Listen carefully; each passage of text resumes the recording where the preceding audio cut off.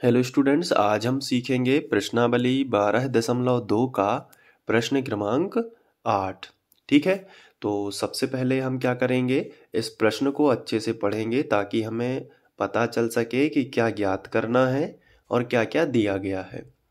इसमें लिखा है कि फर्श पर एक फूलों का डिजाइन 16 त्रिभुजाकार टाइलों से बनाया गया है, जिनमें से प्रत्येक की भुजाएं 9 सेंटीमीटर, 28 सेंटीमीटर और 35 सेंटीमीटर हैं। देखिए आकृति 12.18। तो इस प्रश्न के साथ में हमें एक आकृति एग्जाम में दी जाएगी। ये देखिए, ये वो आकृति है। अब ये जो फूल है, ये किसी घर की फर्श पर बना है।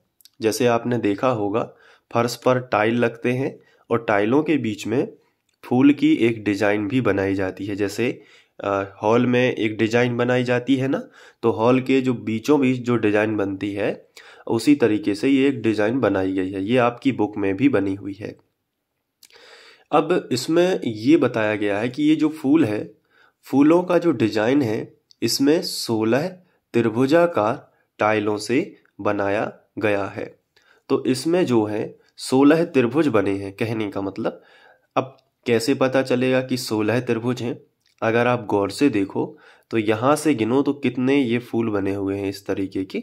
1 2 3 4 5 6 7 8 और प्रत्येक में दो दो त्रिभुज हैं। अब कैसे दो दो त्रिभुज है, मैं आपको बता देता हूं। ये देखिए, अगर आप इस तरीके से देखें तो एक त्रिभुज इस साइड बना है और एक त्रिभुज इस साइड बना है। देखिए, मैं आपको डार्क करके बताता हूं। ये देखो, जितने में ये ब्लैक किया हुआ है ना, ये एक त्रिभुज है, और जितने में ये व्हाइट है, ये त्रिभुज है। कैसे? देखिए, ये जो ब्लैक किया है ना मैंने पेंसिल से, इसमें एक भुजा ये है, दूसरी भुजा ये है और तीसरी भुजा ये है। तो टोटल कितनी भुजाएं हो जाएंगी? 3 भुजाएं। 3 भुजाओं की आकृति बन रही है, तो ये त्रिभुज है। और ये व्हाइट वाला भी एक त्रिभुज है, क्योंकि इसमें भी देखो 1 2 और ये वाली तीसरी भुजा ये वाली। ठीक है, ये कौन सी भुजा है? तीसरी भुजा। तो एक डिजाइन में 2 त्रिभुज हैं, तो 8 डिजाइन में कितने होंगे? 16 होंगे कि नहीं होंगे? तो इस तरीके से हम इसको समझ सकते हैं। तो 16 त्रिभुजाकार डिजाइन है। ये देखिए, 2 2 4 2 6 2 8 2 10 2 12 2 14 और 2 16। ठीक है, तो ये हमने लिख लिया। 16 मतलब समझ लिया। जिनमें से प्रत्येक की भुजाएं, अब देखिए जो त्रिभुज बन रहे हैं ना, उस सबकी भुजाएं सेम है बिल्कुल। ये 9 सेंटीमीटर, 28 सेंटीमीटर और 35 सेंटीमीटर। तो सबसे पहले हम इन्हें ABC मान लेते हैं। ठीक है, ताकि हम इनका जो है अर्ध परिमाप निकाल के एक त्रिभुज का क्षेत्रफल निकालेंगे, फिर 16 से गुणा कर देंगे। ठीक है, तो अब देखिए, हम सबसे पहले लिखेंगे कि हमें जो है त्रिभुजाकार टाइल की भुजाएं। तो हमने इस तरीके से लिखा। अब इसकी जो भुजाएं हैं उसको लिख लेते हैं। जैसे A बराबर मान लेते हैं 9 सेंटीमीटर।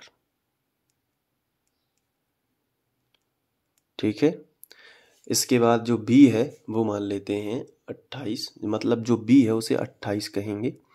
तो B बराबर 28 सेंटीमीटर। और जो तीसरी भुजा दी गई है उसे C मान लेना। ठीक है, तो C बराबर बताओ कितना लिखोगे? 35 सेंटीमीटर। अब ये तो आप कर लोगे। इसके बाद आपको क्या करना है? S निकाल लेना है। S मतलब अर्ध परिमाप, तीनों का योग बटे 2, यानी कि A plus B plus C और बटे 2। ऐसा इसलिए कर रहे हैं क्योंकि हमें हेरोन का सूत्र लगाना पड़ेगा। त्रिभुज की 3 भुजाएं दी गई हैं ना, तो क्षेत्रफल निकालना पड़ेगा। क्षेत्रफल निकालेंगे, फिर उसके बाद अपन को 50 पैसे प्रति सेंटीमीटर की दर से पॉलिश कराने का व्यय ज्ञात कर लेंगे। तो देखो, तीनों को सबसे पहले भुजाएं दी गई हैं, भुजाओं को लिख लो और उसके बाद उसका अर्ध परिमाप निकाल लो। तो ये देखो, अर्ध परिमाप निकाल लेंगे यहाँ पे। तो A का मान कितना है? 9, B का मान कितना है? 28 और ये प्लस का चिन्ह है तो प्लस लगा लो।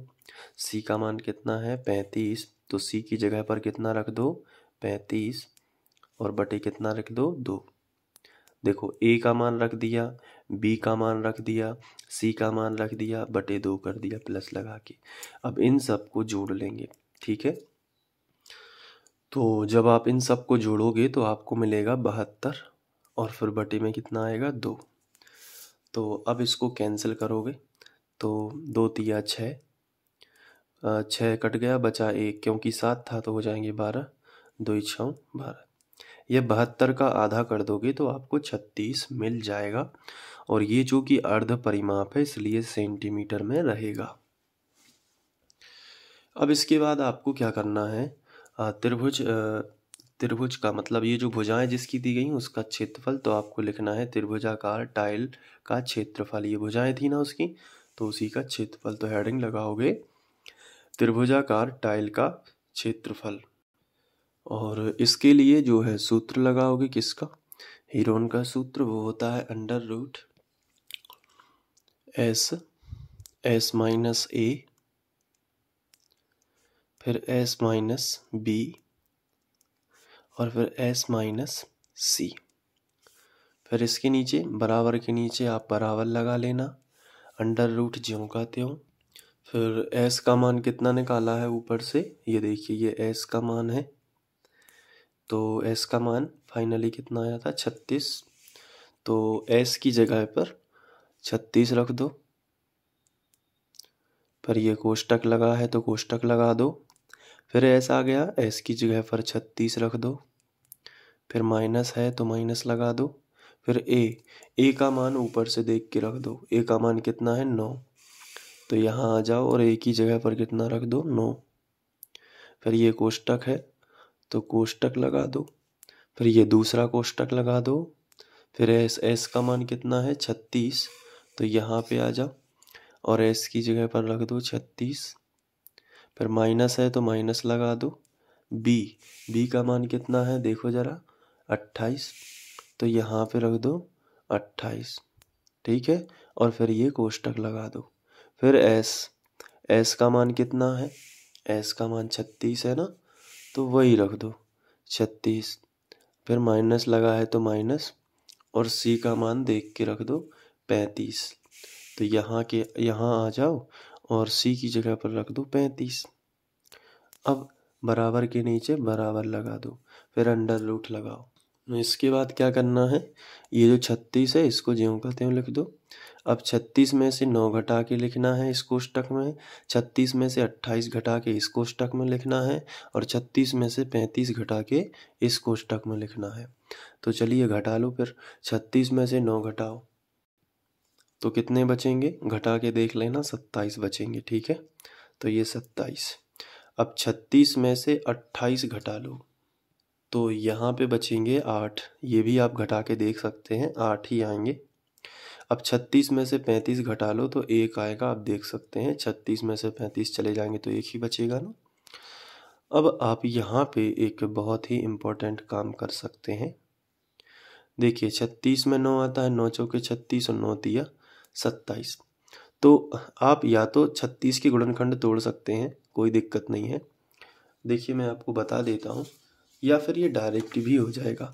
देखिए 36 के आप करोगे तो 3 12 36, फिर 3 चौके 12, फिर 2 दूनी 4, फिर 2 एकम 2।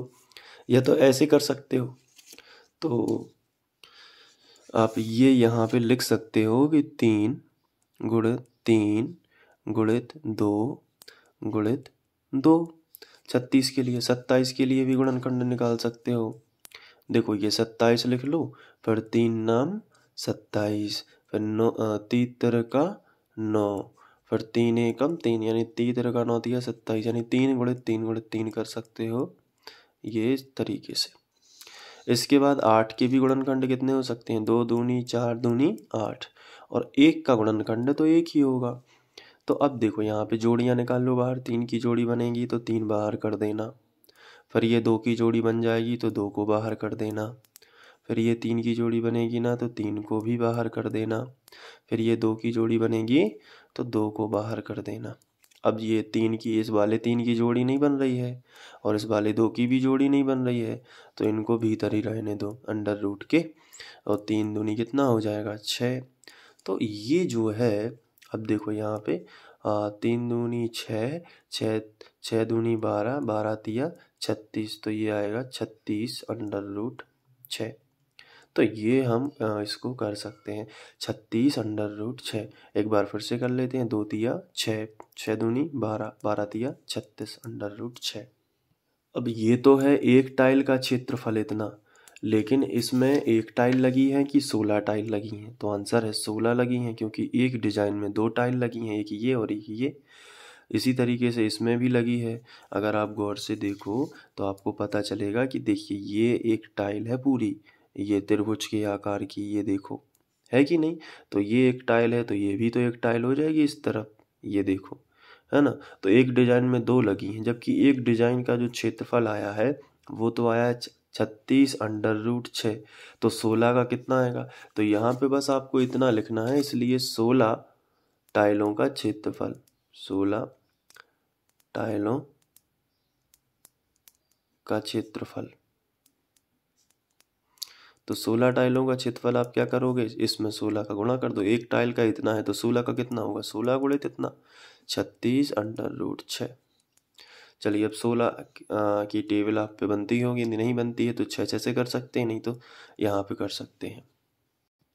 16 96, 96 की 6 हासिल आ जाएगी 9, 16 दूनी 32, 16 तिया 48, 48 और 9 कितना होगा 576, मतलब 57 आएगा। तो ये हो जाएगा 576 अंडर रूट 6। तो ये जो है 16 तिया 48, 48 और 9 57 हो जाएंगे। तो ये इस तरीके से आएगा 576 अंडर रूट 6, 16 टाइलों का क्षेत्रफल। अब यदि ये भी आंसर हो जाएगा, यदि इसको आगे सॉल्व करना है अंडर रूट 6 का मान रख के तो भी कर सकते हैं। देखो कैसे, 576 लिख देना ज्यों का त्यों, और अंडर रूट जो 6 है, अंडर रूट 6 को क्या, इसका मान होता है 2.45। यहाँ पे आप जांचने वाले को भी बता सकते हो कि चूंकि अंडर रूट 6 बराबर 2.45 है, इसलिए हम उसका मान रख रहे हैं। तो अब इसको आगे वाले पेज में आगे कर लेते हैं और इसको सॉल्व भी करेंगे। चलिए अब इसका गुणा कर लेते हैं। सबसे पहले 576 गुणित, अब दशमलव थोड़ी देर के लिए भूल जाइए, तो 245 मान के चलो इसको, ठीक है। अब कर दो गुणा, तो 5 का पहले इन तीनों में कर दो, फिर 4 का इन तीनों में कर दो, फिर 2 का इन तीनों में कर दो। पहले 5 का कर दो, 5 छक्के 30, 30 का 0 हासिल आ जाएगी 3, और फिर 5 पौने 7 35, 35 36 37 38, 38 की 8 हासिल आ जाएगी कितनी 3, और फिर पचम 25, 25 26 27 28, ये आ गया। फिर इसके नीचे क्रॉस कर दो। अब 4 का कर दो, ठीक है, 4 6 24, है ना, 4 6 24, 24 की 4 हासिल कितनी आ जाएगी 2 आएगी ना। फिर 4 सत्ते 28, 29 30, 30 का 0 हासिल कितनी आएंगी 3। फिर 4 पंचे 20, 20 और 3 23। फिर किसका कर दो अब 2 का, 2 6 12, 12 की 2 हासिल कितनी आ जाएगी 1। फिर 2 7 दूनी 14, 14 और हासिल की कितनी थी, हासिल की 1 थी, तो 15, 15 की 5, फिर हासिल आ जाएगी 1। फिर 2 5 दूनी 10, और 10 और 1 11। इन सबको जोड़ लेते हैं अब, तो 0 का 0, 8 4 12, 12 की 2 हासिल आ जाएगी 1, 8 और 2 10 और 1 11, 11 की 1 हासिल आ जाएगी फिर 1, 5 दिया 5 और 3 8, 8 और 2 10 और 1 हासिल की तो कितना हो जाएगा 11, 11 की 1 हासिल आ जाएगी 1, 3 और 1 4 और 1 ज्यों का त्यों। तो ये आया 14 11 20। तो यहाँ पे लिख सकते हैं 14 11 20, लेकिन 2 अंक पहले दशमलव लगाना है, तो यहाँ पे हम दशमलव लगाएंगे। तो ये देखो यहाँ पे दशमलव आएगा, तो ये आपका आंसर आएगा 1411.2। तो यहाँ पे हम लिखेंगे 1411.2। क्षेत्रफल है, इसलिए चूंकि भुजाएं सेंटीमीटर में थी तो सेंटीमीटर स्क्वायर में आएगा। 16 टाइलों का ये क्षेत्रफल है। अब चूंकि यहाँ पे क्वेश्चन को ध्यान से देखें तो इसमें हमें क्या दिया गया था कि देखिए 50 पैसे प्रति सेंटीमीटर स्क्वायर की दर से पॉलिश कराया जाएगा। तो 1 सेंटीमीटर स्क्वायर का पैसा कितना लगता है? 50 प्रति सेंटीमीटर स्क्वायर मतलब 1 सेंटीमीटर स्क्वायर। तो इतने सेंटीमीटर स्क्वायर का जो कि हमें यहाँ पे हमने निकाला है, इसमें देखिए 1 सेंटीमीटर स्क्वायर का लगता है 50, तो इतने का कितना लगेगा? तो गुणा कर देंगे। तो देखिए हम लिखेंगे इसलिए 50 पैसे प्रति सेंटीमीटर स्क्वायर की दर से पॉलिश कराने का व्यय। तो कितना होगा? तो आंसर है टोटल क्षेत्रफल ले लेना 1411.2 और गुणित 50 पैसे। तो ये हो जाएगा। अब चूंकि ये पैसा है तो जो भी आंसर आएगा वो पैसे में आएगा, लेकिन उसे रुपया बनाना होगा तो बटे में कितना करना पड़ेगा? 100। तो 50 बटे 100 कर लेना, क्योंकि 100 पैसे 1 रुपये बनाता है। तो इसलिए हमने क्या कर दिया? 50 बटे 100 कर दिया। अब इसका इसमें गुणा करेंगे। तो सबसे पहले तो क्या करेंगे? 0 से 0 कैंसिल कर देंगे और फिर 5 का इसमें गुणा करेंगे। तो 5 दूनी 10, 10 का शून्य हासिल आ जाएगी 1। ठीक है, 5 एकम 5 और 1 6, फिर 5 एकम 5, पंचों के 20, 20 का शून्य हासिल आ जाएगी 2, 5 एकम 5 और 2 7, फिर 1 अंक बाद दशमलव लगेगा और बटे में कितना है? 10। तो 10 का मतलब यहाँ पे क्या होगा? ये होगा 10 का मतलब कि 1 अंक और खिसक जाएगा, ये 10 यदि गायब करना है तो कितना आएगा? 705 दशमलव, ये दशमलव अभी यहाँ है, 10 हटाना है ना, 1 जीरो है तो 1 अंक खिसकेगा, दशमलव 705.60 रुपये, ये लगेगा इतना पैसा। तो इस तरीके से आप इसे सॉल्व कर सकते हैं। अगर आप चाहो तो इसे नोट भी कर सकते हैं, इसके लिए मैं आपको शुरू से दिखा देता हूँ।